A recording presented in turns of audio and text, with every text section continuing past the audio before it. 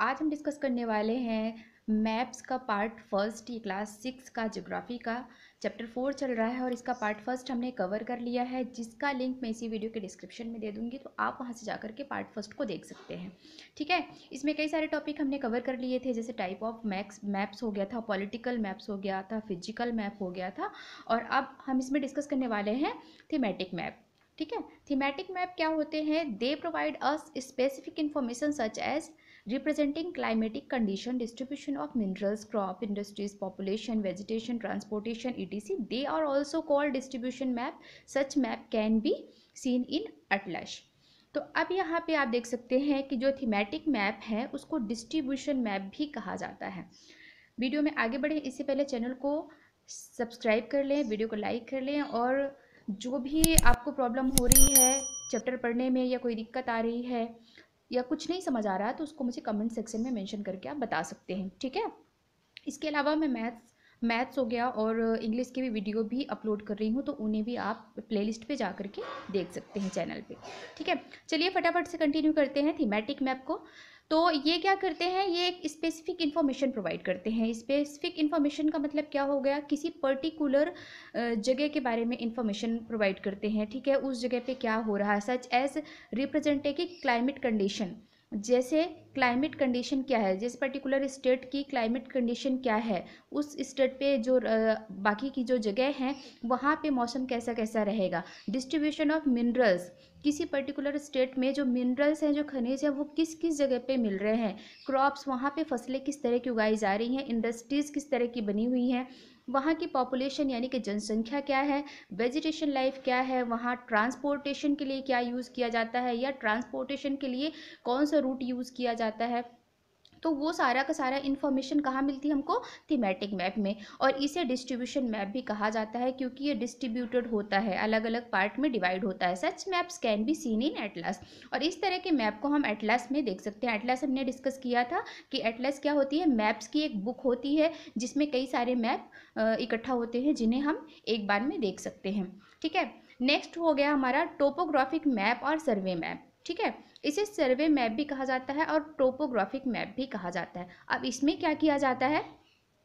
Topographical maps show great detail of the natural feature of a small area including rivers, lakes, mountain, etc. along with man-made areas like park, wells, cities and town.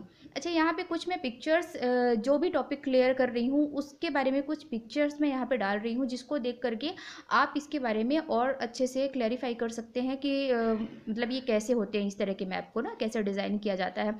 तो हर एक topic से related जो मैं video यहाँ पे, ये clip यहाँ पे दे रही हूँ, ये इमेजेस यहाँ पे दे रही हूँ, तो उनको आप अच्छे से देखिए। ठीक है, तो ये जो टोपोग्राफिक मैप है तो ये क्या करता है? ये बहुत डिटेल में इंफॉर्मेशन प्रोवाइड करता है। Great detail of the nature feature of small areas including reverse.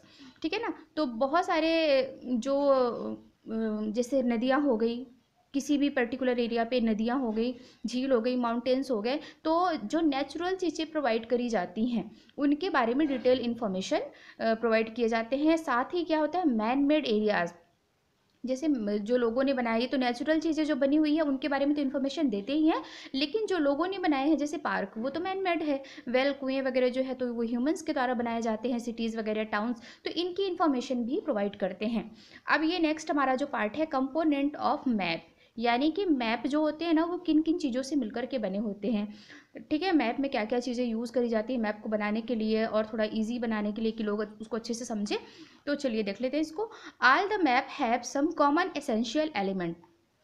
सभी मैप में क्या होता है? कॉमन एसेंशियल एलिमेंट होता है, मतलब एक ऐसी चीज़ें हैं जो कॉमन सभी मैप में यूज़ होती हैं। These are replied component of maps, और इन्हें कहा जाता है कंपोनेंट ऑफ मैप। यानी कि कंपोनेंट का मतलब होता है उसके जो जिन चीज़ों से मिलके बना होता है। कंपोनेंट का मतलब मैं आपको कैसे इलेबरेट करूँ कि सपोज दैट कि चाय है, तो चाय किस किन किन चीज़ों से मिलकर के बनी होती है? शक्कर, चाय पत्ती और ये सारी चीज़ें। तो ये जो शक्कर और चाय पत्ती वगैरह है ना, तो ये सभी कंपोनेंट कहलाई किसकी? टी की। उसी तरह से अगर हम टी को यहाँ पे मैप बोलें तो बाकी चीज़ें जो मैप बनाने के लिए यूज़ हो रही हैं वो सभी क्या है? कंपोनेंट है। These are title, distance, direction, region and grid system. ठीक है। तो इसमें क्या होता है, डिस्टेंस का यूज़ किया जाता है, डायरेक्शंस का यूज़ किया जाता है, लेजेंड्स का यूज़ किया जाता है और ग्रिड सिस्टम का यूज़ किया जाता है। ये सभी चीज़ें क्या है, ठीक है, इनको डिटेल में चलिए देखते हैं। फर्स्ट है हमारा क्या, टाइटल। तो टाइटल क्या होता है, the title of map generally explain it main purpose, for example political of map. Title का मतलब होता है, जैसे बुक का टाइटल है, एसएसटी की बुक है, ठीक है, ये तो इंग्लिश की बुक है, और जब आप बुक ओपन करते हो तो चैप्टर का एक अलग टाइटल होता है, जैसे आपकी बुक का ये सॉरी इसका चैप्टर का जो टाइटल है वो क्या है, मैप। हम इसमें मैप के बारे में पढ़ रहे हैं, ठीक है। तो ऐसे ही जो पर्टिकुलर मैप होता है उसका एक टाइटल दिया जाता है कि ये किसका मैप है, ठीक है ना, किस चीज़ के बारे में ये मैप बना हुआ है, तो उसको जो हम ऊपर लिखते हैं उसको कहते हैं टाइटल। जैसे ये पॉलिटिकल मैप है, कि ये नेचुरल मैप है, कि ये फिजिकल मैप है, किस बारे में ये वाला मैप है, तो वो टाइटल सबसे इंपॉर्टेंट होता है सभी मैप में। दूसरा है डिस्टेंस और स्केल। डिस्टेंस का मतलब समझ ही गए होंगे, दूरी, और स्केल का मतलब मेजरमेंट। तो यहाँ पे देख लीजिए, the map were definite in relationship with the ground because a map represent a portion of the earth's surface on a reduced size or scale. Large distance of world is represented by a small distance on paper. This ratio between actual distance of the earth and the distance of map is called scale. अच्छा, map क्या होता है, definite relationship with the ground because a map represent a portion of earth. इसका क्या होता है, scale का जो रिलेशन होता है वो एकदम जमीन, जो हमारी अर्थ है ना, उससे बिल्कुल सिमिलर होना चाहिए, क्योंकि अर्थ सरफेस को ही साइज मेजर करी जाती है ना। तो पूरी अर्थ को तो हम उसमें रिप्रेजेंट नहीं कर सकते हैं ना, कि 1 किलोमीटर है तो 1 किलोमीटर का मैप तो हम नहीं बना सकते, बिकॉज मैप तो छोटा सा होता है। तो उसकी साइज को रिड्यूस करके लिखा जाता है, कम करके लिखा जाता है, और उसका कैलकुलेशन आप उस हिसाब से कर सकते हैं, ठीक है। तो यहाँ पे देख लीजिए कैसे करेंगे उसका। Large distance of world is represented by a small distance on paper, क्योंकि हमारा जो वर्ल्ड है ना वो काफ़ी बड़ा है, हमारी दुनिया काफ़ी बड़ी है, और छोटे से पेपर में उसका अगर हमको मेजरमेंट करना है तो उसके लिए एक स्पेसिफिक वे को फॉलो किया जाता है, रूल्स को फॉलो किया जाता है। This ratio between actual distance of earth and the distance of map is called scale. तो ये जो रेशियो होता है ना, रेशियो होता है एक्चुअल डिस्टेंस, जो रियल में डिस्टेंस है, सपोज हमारे 5 किलोमीटर है अर्थ की, तो उस डिस्टेंस को मैप में स्केल कहा जाता है, क्योंकि उसको कम करके लिखा जाता है, ठीक है। In a scale there is always portion between the dimensional of a map and actual areas they represented. For example 0.5 kilometre of real distance, मान लीजिए कि 0.5 किलोमीटर का एकदम एक्चुअल डिस्टेंस है हमारी अर्थ का, अर्थ में किसी भी प्लेस का, can be shown by 1 centimetre, तो उसको क्या बोला जाएगा, 1 सेंटीमीटर बोला जाएगा, किसमें, मैप में, ठीक है ना, मैप में उसको 1 सेंटीमीटर बोला जाएगा। Hence scale would be 1 centimetre on map representing 0.5 kilometre या हाफ किलोमीटर, ठीक है। तो उसको रियल में क्या बोला जाता है, हाफ किलोमीटर का, आधा किलोमीटर है तो उसको क्या बोला जाएगा मैप में, 1 सेंटीमीटर, ठीक है।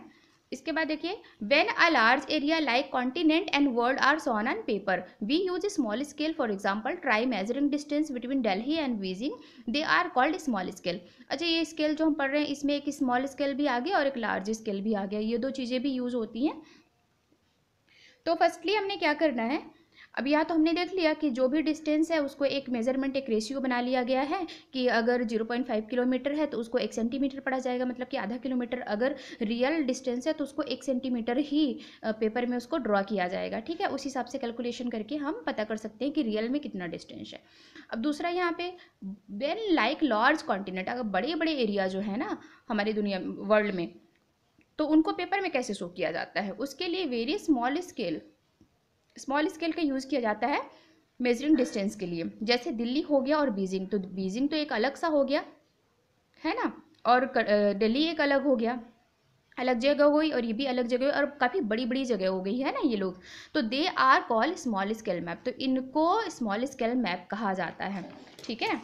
इसके बाद नेक्स्ट क्या है हमारा, when more detail are shown we use large scale. और अगर बहुत सारी डिटेल हमको चाहिए, ठीक है, जैसे दिल्ली और बीजिंग के बारे में डिटेल चाहिए तो हमको स्मॉल स्केल का यूज़ करना है, लेकिन अगर हमको बहुत सारी डिटेल चाहिए तो उसके लिए हमको लार्ज स्केल का यूज़ करना है। जैसे such map represent smaller areas, map of New Delhi, तो ये क्या करते हैं, छोटे छोटे एरिया को रिप्रेजेंट करते हैं। अगर ज़्यादा इन्फॉर्मेशन चाहिए तो हमको छोटे छोटे एरियाज़ की इन्फॉर्मेशन ज़्यादा चाहिए तो हमको क्या करना पड़ता है, लार्ज स्केल का यूज़ करना पड़ता है। जैसे मैप ऑफ न्यू दिल्ली, दिल्ली के बारे में ही हमको जानना है कि दिल्ली में कितने डिस्ट्रिक्ट्स हैं, है ना, कितने टाउन हैं, तो ये या फिर किस क्या क्या है वहाँ पे फैसिलिटी अवेलेबल है, कितने इंडस्ट्रीज है वहाँ पे, तो उसके लिए लार्ज स्केल का यूज़ किया जाएगा। ठीक है। डायरेक्शन देख लीजिए क्या है, a map without direction has no value. ठीक है ना, पिक्चर मैं यहाँ फिगर शो कर रही हूँ आपको, इसको देख करके भी आप इलेबोरेट कर सकते हैं और इसको काफ़ी अच्छे से देखिए, बिकॉज क्या डायरेक्शन में काफ़ी कन्फ्यूजन हो जाती है बच्चों को मैनुअली, क्योंकि 4 डायरेक्शन ही होती हैं और बाकी जितनी डायरेक्शन होती हैं इतनी सारी बनी हुई हैं, तो ये क्या है, हमारी सब डायरेक्शन है। ठीक है। आप इसका फिगर जो है ना उसको कॉपी में बना लीजिए, 1-2 बार जब बनाएंगे ना तो वैसे भी आपकी प्रैक्टिस हो जाएगी और ये सारी चीज़ें आपको याद हो जाएंगी। A map without direction has no value, बिना डायरेक्शन के मैप की कोई वैल्यू नहीं है, क्योंकि उसमें हम क्या कर रहे हैं, रास्ते तो फाइंड कर रहे हैं उसमें, और डायरेक्शन नहीं होगा तो क्या मतलब है। Direction is shown is every map with the help of north south line. ठीक है ना, सारे मैप जितने भी प्रकार के मैप बनते हैं ना, उन सभी मैप में डायरेक्शन को कहाँ से किया जाता है, सबसे पहले नॉर्थ साउथ लाइन, एक नॉर्थ साउथ लाइन होती है, ये देखिए, ये नॉर्थ साउथ लाइन है जो ना, इससे हर एक मैप को मेजर किया जाता है, डायरेक्शन को फाइंड किया जाता है। It is printed the upper right hand corner of the map. ठीक है ना, ये अपर राइट हैंड कॉर्नर में ये बना होता है। Then it become easy to mark the और अदर कार्डिनल डायरेक्शन साउथ। ठीक है ना, जितनी भी कार्डिनल डायरेक्शन है ये वाली, ठीक है ना, ये जितनी भी है नॉर्थ और साउथ में जितनी भी डायरेक्शन ये वाली निकल के आ रही है ना, सब डायरेक्शन, इनको इजीली फाइंड किया जा सकता है, किसकी वजह से, नॉर्थ साउथ डायरेक्शन जो लाइन बनी हुई है ना, इसकी वजह से। It become easy mark to other directional south east and west, there are intermediate direction also, north east, north west, south east and south west, ये इंटरमीडिएट यानी इनके बीच में जो डायरेक्शंस आती हैं ना, जिनको इनको ही सब डायरेक्शन बोला जाता है, तो इनको इजीली फाइंड आउट किया जाता है। ठीक है ना, इनको हिंदी में ईशान कोड वगैरह बोला जाता है। ठीक है ना, तो आप कंफ्यूज हो जाएंगे दोनों अगर लैंग्वेज में बोलूँगी तो। फिलहाल आप इनको देख लीजिए कि नॉर्थ ईस्ट जो होता है ना, जैसे नॉर्थ हो गया और ये ईस्ट वाला एरिया हो गया, तो इनके बीच में क्या आ रहा है, नॉर्थ ईस्ट आ रहा है। फिर नॉर्थ ईस्ट और नॉर्थ के बीच में आ रहा है, वो भी एक डायरेक्शन हो गई। नॉर्थ ईस्ट और ईस्ट के बीच में आ रहा है, वो भी एक डायरेक्शन हो गई। ठीक है, तो 2 बार 3 बार 4 बार आप इनको देख लीजिए, कुछ क्लिप्स भी मैं दे रही हूँ तो इन्हें भी आप देख लीजिए, तो क्लियर हो जाएंगे सारे जितने भी कॉन्सेप्ट हैं। इसके बाद देख लीजिए, direction should never be referred to as the top or bottom of the map. Direction should never be referred to the top or bottom of the map. ठीक है ना, कभी भी टॉप या बॉटम में डायरेक्शन नहीं दिया जाता। It is not mentioned then, the north is usually at the top of the map. अगर किसी मैप में डायरेक्शन नहीं बताया गया है, मान लीजिए कि डायरेक्शन नहीं शो किया गया है किसी मैप में, तो उसको क्या, नॉर्थ जो है हमेशा टॉप में ही माना जाएगा। ये ध्यान रखिएगा, किसी भी मैप में अगर वहाँ पे नहीं शो किया जा रहा है कि यहाँ पे डायरेक्शन क्या होगी, तो बाय डिफ़ॉल्ट वो क्या होगा, टॉप में ही माना जाएगा। ठीक है।